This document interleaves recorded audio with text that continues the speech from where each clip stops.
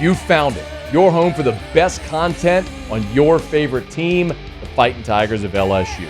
Do us a favor, subscribe to the channel, leave your comments below, and be sure to smash that like button.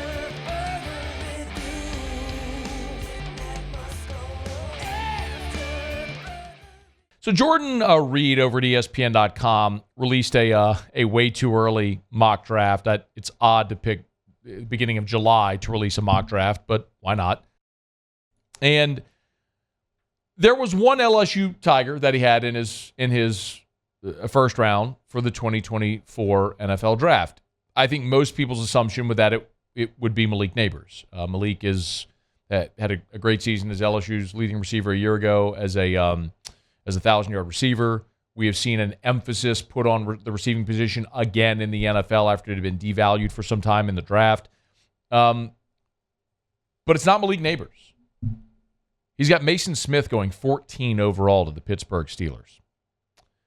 The write-up reads just very quickly, the Steelers don't have many glaring weaknesses in their starting lineup, but they might be looking for succession plans in multiple areas at draft time next year. They value defensive line depth, and Smith brings high-end traits. There are big expectations for the 6'5", 310-pound interior defender to rebound after he tore his left ACL in the season opener last season. When healthy, Smith is agile and disruptive, and he can be moved around on the first level. So, Mason Smith at 14.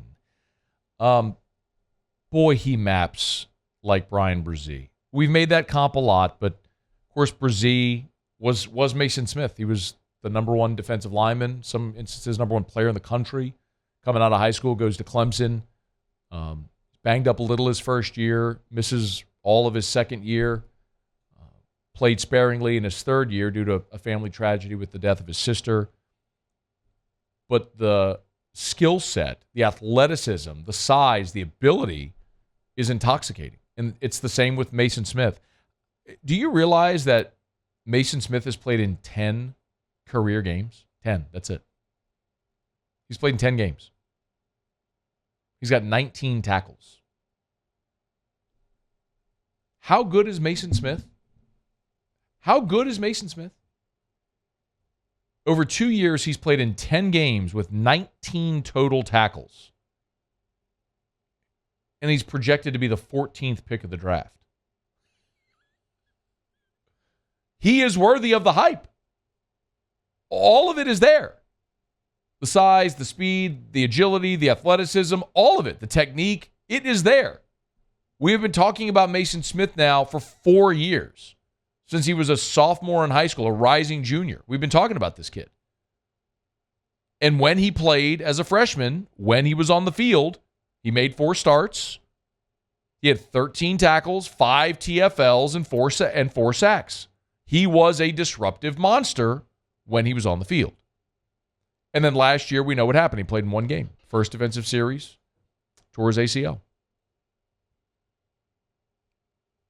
Man, if Mason Smith can stay healthy over a 12-game regular season, and we can see what that actually looks like, it could be special and would be worthy of a top half of round 1 pick. Now, of course, Malik Nabers is another name people will look at. What's interesting about this mock draft is there's only 4 wide receivers projected in round 1. Marvin Harrison going number 2 overall. Emeka Egbuka, his teammate at Ohio State, going 11 to the Chicago Bears. Rome Odunze from Washington, 15 overall to the Giants. And then the last pick of round 1, Xavier Worthy from Texas, going 32 to the Chiefs. That's it. So as there has been more emphasis put on premier wide receivers, and teams have now shied away from drafting running backs and are willing to take wide receivers and take wide receivers in round 1. Interesting that there are only 4 projected to go in round 1 in this draft, but with another big-time explosive year, Malik Nabers could absolutely push himself into round 1. The only other player that I could really see maybe making a case, and again, I'm not projecting this, but I could make a case potentially, is Jayden Daniels. And, I mean, follow me here. You're talking about a guy with a skill set that matches what the NFL is looking for in quarterbacks now. And if in his 5th year he has a hockey stick acceleration, he could be Hendon Hooker. Jayden Daniels could be. I mean, he's a guy that is going to be surrounded by talent. He's a 5th-year player, 2nd year as a starter in the SEC. And for a lot of reasons, you could look at, say, man, you got your top 6 offensive linemen returning.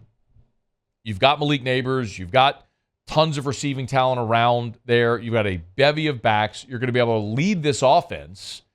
2nd year with Mike Denbrock calling plays. I mean, Jayden Daniels could have that type of season, and that's the conversation we were having about Hendon Hooker before he tore his ACL. I mean, there's absolutely reason to believe that Jayden Daniels could have a season like Hendon Hooker had, where you're in the top 5 in the country, you're pushing toward a playoff berth, you're the unquestioned leader of the team, all the stats and statistics and metrics are there. That's a possibility.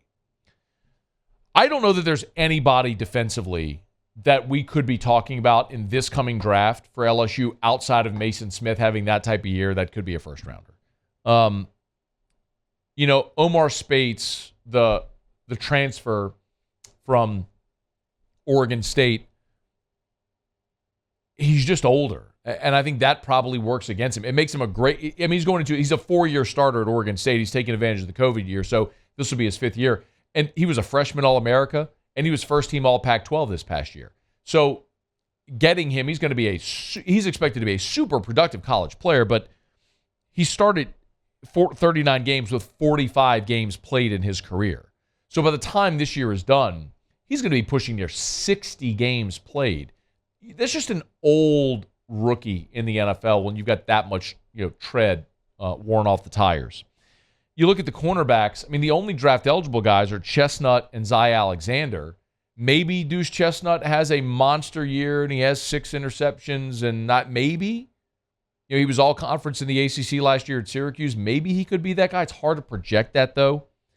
At safety, Greg Brooks, Major Burns, neither of those guys are going to be first-rounders. So I think as you continue to look at this LSU team, what you're going to see is it really is an example where you have a lot of depth, you have a lot of experience, and you've got talent everywhere.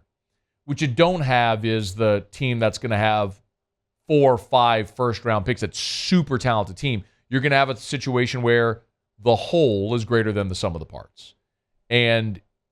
But you've got a veteran, experienced team because you've supplemented well out of the transfer portal. So it is interesting to see this. Again, a lot changes over the course of a season, obviously. I mean, at this time a year ago, everybody had Kayshon Boutte as a consensus top 10 pick in the draft. He wound up going in round 6. So, yes, clearly, a lot can change when you go play out the course of a season. But, Mason Smith having played only 10 career games and being 14th overall in this mock draft is pretty telling about the feeling that people have of him as a prospect. And if you're looking at others to keep an eye on, Malik, Jayden Daniels, probably it as far as guys that have the opportunity to maybe have a blow-up season and push themselves into the first round of next spring's draft. Hey, thanks so much for watching. Please leave your comments. I love to interact. And be sure to hit the red subscribe button below.